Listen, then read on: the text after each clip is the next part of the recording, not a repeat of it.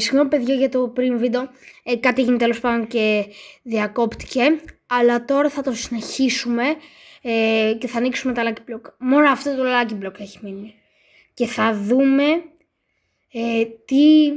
τι θα τύχει και έχει πάρα πολύ άουρα.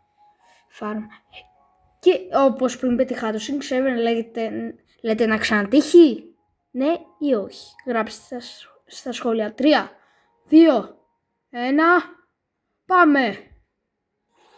Και το τελευταίο Lucky Block θα είναι Αλέσιο. Συγγνώμη που έκοψα το πριν βίντεο, αυτή θα είναι η συνέχεια.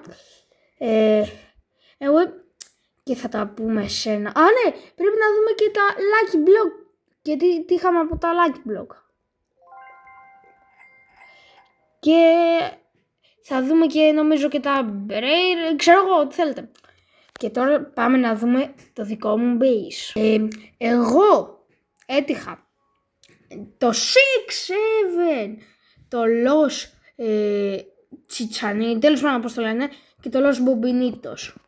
Τώρα, από την άλλη μεριά, έτυχα τα Los Orcalitos, αυτά. Γράφει εδώ 6-7, φίλος μου. Και τώρα θα πάμε στη δεύτερη βάση. Και τώρα θα ανοίξουμε, και τώρα θα δούμε βασικά τη δεύτερη βάση του φίλου μου. Τα άλλα δυστυχώς κατέγινε του μπαγκάρι και τα χάσε. Εδώ πρώτο Braille. Guerrero Tichale 3,3 μιλίων. Los Orcalitos. Και Crabbo Limoncello από εκεί δεν είχε.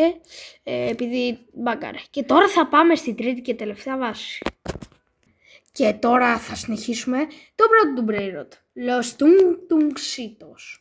Μετά πάμε στο Los Tipitopitacos και μετά στο Los Catitos.